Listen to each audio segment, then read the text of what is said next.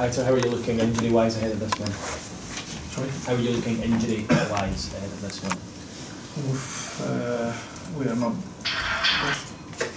100% with George, with Karanka, with Calum, and I think the rest, all of them are fit, but these three. Is that a bit of a concern for you, the fact that the three of the defenders have injury? Yes, and not all of them fullbacks, but you know, we are working well, but sometimes when something like this happens, it's not just one, but we have other alternatives, so I'm calm because I don't think it's going to be a problem. Can you put into words just how big a match this is for your team? Yeah, it's big because it's a direct opponent, but one thing clear is that we shouldn't take this game as a final because we have more games. We are competing really well every single game. The last games we played really well. The last game against Everton in the league was really good. The team is improving. The team is confident. So it's the main thing. Yeah, obviously you haven't won yet this year in the league, but it does appear to be very upbeat, the mood. Is that because you're pleased with the performances? Yeah, because we've played with teams which are the top 10 of the table, and even playing against them, we had chances to win those games. We had chances to equalize the game against Tottenham, for example. So now when we have the chance to play against teams which are in our position, I'm confident. Yeah, so do you expect then to be able to get more points from the likes of Palace and Stoke and Hull and Swansea, the teams that are to come? Yes, but you know, never in football, and especially in this league, you never know. But again, for us, it's an important game. Now it's a direct opponent, but 1 month ago or 3 weeks ago, they've spent 30 million in the transfer market, and players who they had in the past, so they are a good team, but now they are our opponent, and we are going there to try to win the game.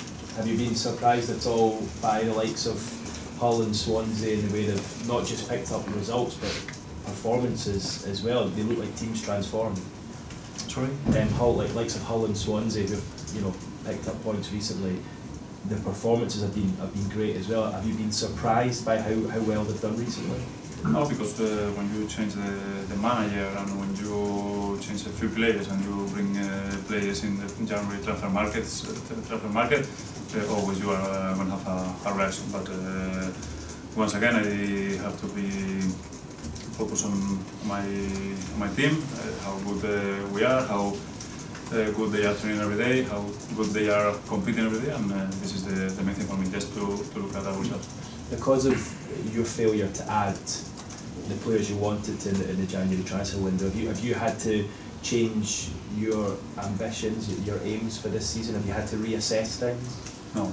Always the aim was to finish the season and to play the season in Premier League. So the aim is the same, but we are in a good position. We are in the FA Cup, in the quarterfinals. So I think once again that if someone had told us 3 years ago that we were going to leave this moment, I don't think a lot of people could think that we are now in this position.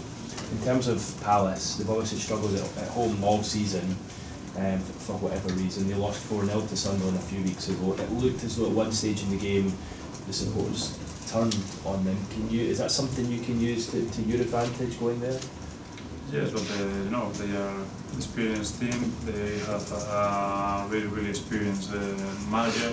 So we need to try to learn, especially from the game that we lost against them at home, because we lost that game with something that we knew before the game. So if we know their style and we know the thing that we have to do, I am positive. But we can't forget that they are good players, they are experienced, and they have a really experienced manager. Can I ask you about Adama Traore? I think at the weekend there against Oxford, that was the first time you played him out on the opposite wing from where you are, if I'm right in saying that. Are you beginning to get your message across to him? Are you getting that trust there that he can do the defensive side of things without you standing just a few yards from him? I permitted him to play in the opposite wing, and we were winning 2-0. They equalized 2-2, and he went to the changing room. So I thought that it was a good game for him to give him that freedom. But once again, he needs to lead the games. He's learning a lot. I can't say in English, but his decision on the pitch are improving a lot, because the first games he took the ball and he finished the play with the ball, and now he's stopping, he's passing the ball. So he's young, he wants to learn, and obviously when he's next to me, it's easier. Yeah, so he has all the raw ingredients because he has the power and the pace. Do you think once he learns that side of this game, he can go to the top? Yeah, of course. And I was showing him one video before the game that his son doesn't appear in the box, and to score goals you need to appear. And the first time that he appeared, Rudy scored that goal. So he needs to go forward. He's doing really well, and the better and the more he can improve, the better it will be for the team. Thank you. Aitor, can I just confirm on Chambers and Barragan and Friend, are they all definitely out at the weekend, or is there a possibility that one or more of them might play? Barragan, yes, and Callum and George, we need to check with the doctor, because they are not training with the team all week, so we need to check with the doctor. In terms of the performances recently, it's clear that you're happy with how your side have been doing, but this stat of no Premier League win in 2017, is that hanging over you at all psychologically, either for yourself or the team? No, because again, I think we are improving, we have more experience than we had at the beginning of the season. It's true that I said after West Ham and West Brom and Tottenham game that we had done our best, but before the Everton game I told them that we weren't, because we had conceded goals against those three in set piece, for example, and if we want to win the games, especially when you're playing in Premier League, you can't make those mistakes, and on Saturday will be another important game, and once again it's a good game to learn, the game that we lost against them at home, because we consider goals in the way that we knew. In terms of Palace, Sam Allardyce has said that he's emphasised to his players that this is a must-not-lose game for them, rather than seeing it as a must-win game. How do you see it in those terms for Middlesbrough? But the thing is different, because I can't and I don't want to put pressure on my players, because we don't have that experience. I can't be every day here telling them how important, how massive this game is, because they know, everybody knows. So my job is to transmit all my confidence, because they are doing really well, and they know, everybody know in this changing room that this game is important for us. And Allardyce, of course, has so much experience of keeping sides in the Premier League. Does that give him and Crystal Palace an advantage in this relegation battle? Obviously, when you have players who have been playing in Premier League a lot of years, or you have a manager who has been involved in Premier League I don't know how many years, and you have spent the money that they have spent this season and last season. And but again, in the pitch, we are 11 against 11. We are competing against everybody, and for sure we will compete against them, and we go there to try to win. In terms of your own form, it's really been draws that have kept Middlesbrough out of the relegation zone, being difficult to beat. How hard is it as a manager to decide whether to stick or twist, to settle for a point in a game, or to go for all three? I am always trying to win the games. So that is difficult. But again, if at least if you don't win the game, at least 1 point for us is always good. But for that reason, I think it's important to stay in the games always till the last minute, because again, against Man City we scored 92-93, against Tottenham we had the chance to equalize the game, and now against Everton we made a step forward, and we were a little more attacking, and we are going to try to do the same against Crystal Palace, because again, it's important to draw, but we want to win. It's so tight at the bottom, just 3 points separating the bottom 5 teams. How do you feel the players here are coping with the pressure? You see them day in, day out. How do you feel they're coping with that pressure? I feel them really good, and especially the people who come to watch our training session or to do interviews or to do something. Everybody says that the atmosphere here is the atmosphere that you don't realize that you are watching a session of a team which is in the relegation position. So we are good. The players know how difficult every single game is and how good they are doing every day.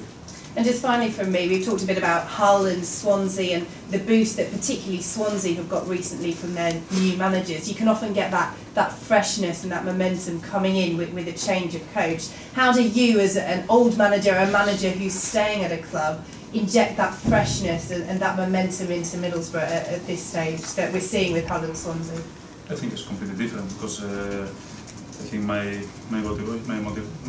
motivation to them should be in the way that transmitting them my confidence, because Swansea has an amazing squad. They were last season, I think, was the middle of the table, so they are experienced. We are not experienced.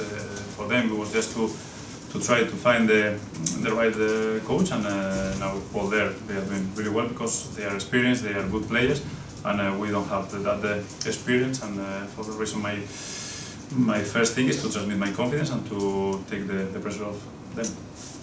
Right, so in games against the other teams in the bottom 6, you played 6 of them, you've only lost 1. Got a good record in those games against the direct rivals. What does that say about your team, and why do you think that is? I think it's another thing to be confident, because again, when we have to defend, or when we have to try to at one point we are doing, and when we have to win, we are doing. So we know that sometimes we are better than the other teams, but today Crystal Palace is going to be difficult because again, they are in a situation that is not good for them, but all of them are really good players, and they were, I think, last season, at the beginning of the season, and mid-table, almost in the highest position. So they are good players, but in the situation that they are now, maybe we can take advantage, knowing that we have to play our best. We can't make the mistake that we made in the first game at the Riverside, because if you make one mistake against them, you're going to be punished for sure. You mentioned that game at the Riverside, and you said you've sort of reviewed it looking forward, but do you feel like Crystal Palace have changed style under Allardyce, or is he moulded to the players he had there? Are they quite a similar team to how they played before he arrived? At the end, the key players are the same. So they have Benteke or Taha, or the players who Townsend. So the key players are the same. The style can change a little bit. Now they've been playing sometimes with 3 at the back. So, but again, the key players up front, if we make those mistakes, it's going to be a problem.